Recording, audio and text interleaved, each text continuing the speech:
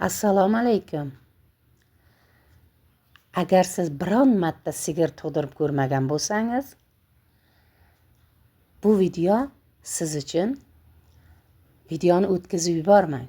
Obuna bo'ling, like bosib qo'ying, oxirigacha ko'ring.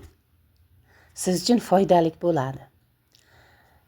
Sizda bo'g'oz tanangiz bor, yo sigiringiz bor. Har kun dashga olib chiqib kelasiz. Juda ko'p yuradi. 9 oylikgacha yurdi deylik. Bu mol juda ham oson tug'adi.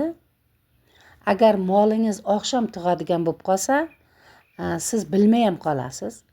Tug'ib, bolasini yalab, iloji bo'lsa, yo'ldoshini ham yeb, hamrohini, nima deydi, xalq tilida eshi deyiladi, eshini ham yeb qo'yadi. Eshini yeb qo'ygan molni suti birdan kamayadi.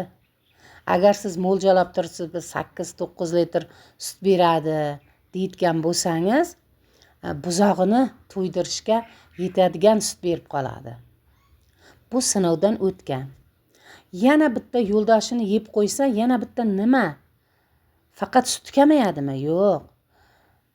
Ikkinchi homiladorlikka, uchinchi homiladorlikka kechikadi. Homilador bo'lishi qiyin bo'ladi eshini yeb qo'ygan molda. Buzog'iga sut yetmaydi.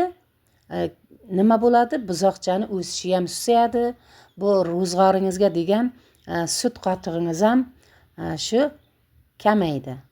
O'shaning uchun sigirlar tug'ishiga oqshom juda e'tiborli bo'lish kerak.